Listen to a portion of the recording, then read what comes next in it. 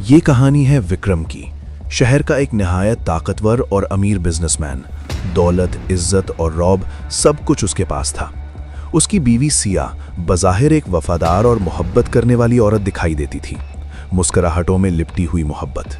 लेकिन इस मोहब्बत के पीछे दिल नहीं, सिर्फ लालच था। सिया को विक्रम नहीं, उसकी दौलत से इश्क था, और वो दौलत अकेले हासिल करना चाहती थी। उसने कई तरीके सोचे, जहर, हादसा, लेकिन एक ही खौफ था, कहीं पकड़ी ना जाए। उसे ऐसा अंजाम चाहिए था जो किस्मत का खेल लगे, एक कुदरती मौत। तब उसके जहन में एक खतरनाक ख्याल आया। सिया ने विक्रम को कश्ती की सैर की पेशकश की। दरिया, खुली हवा, सुकून। विक्रम, जो अपनी बीवी पर अंधा यकीन रखता था, फौरन मान गया। उसे मालूम नहीं था कि यह सैर नहीं, उसकी जिंदगी का आखिरी सफर है।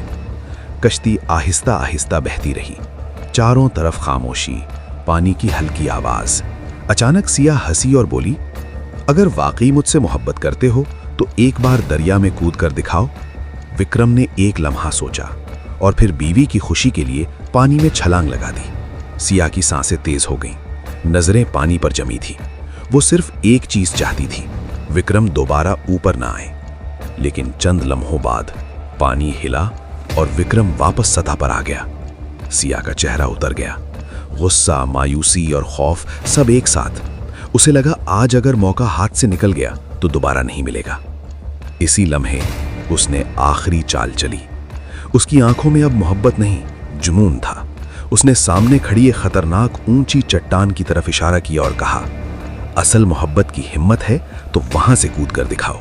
विक्रम ने सिया को देखा, खामोशी से चट्टान पर चढ़ा और बिना कुछ कहे नीचे छलांग लगा दी। इस बार कोई हरकत नहीं हुई।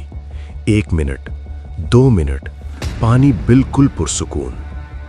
सिया ने सुकून की लंबी सांस ली। उसके होंठों पर फातिहाना मुस्कुराहट थी। उसके ख्याल में खेल खत्म हो चुका था। विक्रम मर चुका था और सारी दौलत अब उसकी थी। वो खुशी खुशी कश्ती मोड़ने लगी, लेकिन जैसे ही उसने चाबी घुमाई, इंजन खामोश रहा। उसका दिल दहल गया।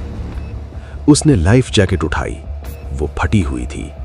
फोन देखा, नेटवर्क जीरो। अब कश्ती में सिर्फ वो थी और खौफ। तब उसकी नजर सामने गई, एक खौफनाक आबशार। कश्ती सीधी उसी की तरफ बढ़ रही थी।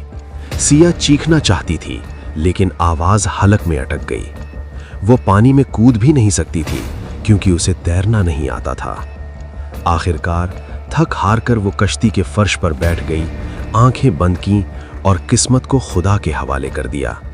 चंद लम्हों बाद कश्ती आबशार में जा गिरी और सिया का अंजाम वही हुआ जो उसने विक्रम के लिए सोचा था। लालच ने उसे निगल लिया। लेकिन कहानी यहां खत्म नहीं होती। आबशार के किनारे चट्टान के पास विक्रम आराम से बैठा हुआ था, जिंदा, महफूज, पुरसुकून।